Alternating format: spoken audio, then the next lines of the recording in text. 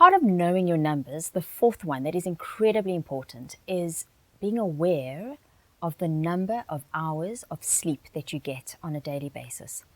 I see so much of this where people are we work so hard, we have such busy lives that we compromise on the amount of sleep. Now, the sleep experts out there are saying that most of us, that's about 95% of us, actually need 7 to 8 hours of sleep on a daily basis. And a very small percentage of us can actually get away with having less sleep. So when was the last time you had between 7 and 8 hours of good quality rest? Hopefully it was last night. But for many of us, myself included, it's not always easy to make this happen. And unfortunately, when we are sleep deprived, when we don't get enough sleep, it has a huge impact on every level of our functioning.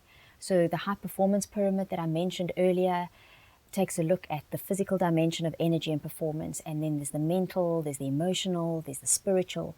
And when you are tired and you are sleep deprived, your whole body, your mind, your emotions, your physical energy is negatively affected.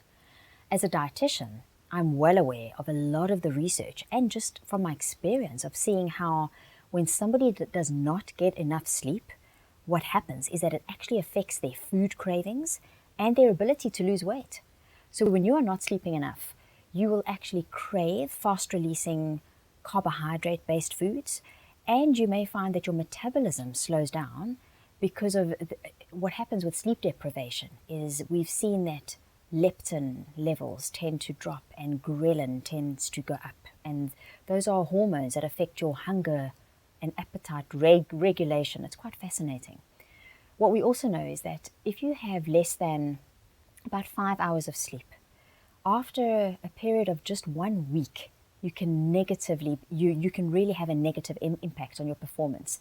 Some of the science is showing that if you are sleep deprived, which means less than 5 hours of sleep for just a week, you are actually waking up the next day with the same impact as somebody who could have an alcohol intoxication level of about 0.1%.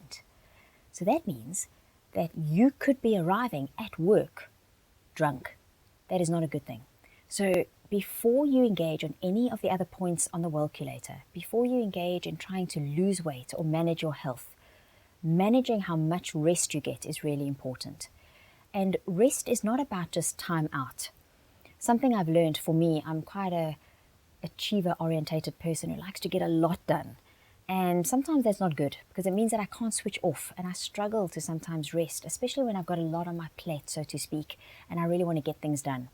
But I understand now that just like I need to charge my smartphone or my laptop, I also need to charge myself. So when I allow myself to rest, and rest can be sleep, which is important, but it can also be just daily mindfulness and practicing being present. It could be actively meditating or taking time out from your busy schedule and doing unagendered activity. So allowing yourself to relax and reconnect with nature or just with yourself or with loved ones. That taking time out is about recharging so that when I plug myself back in, so when I'm back at the office or when I'm back engaging and delivering work or writing material, that I'm actually performing on a full battery rather than feeling flat. So starting off with a good night's rest. And this is a really deep area, so be sure to take a look on Macabre around how you can do this and to look out for courses that can help you to make sure that you have the correct, what I call sleep hygiene. So what you can do to make sure that you sleep effectively. And then also to think about during the day, are you taking enough breaks? Are you resting during the day? Because you can't just work, and then expect to have a full battery all the time. So simple techniques around mindfulness, around breathing, around being present, even if that is just before you eat your meal. So before breakfast, before lunch, before dinner, all of those play a part in your body's ability to rest and feel well. So a really important number to consider.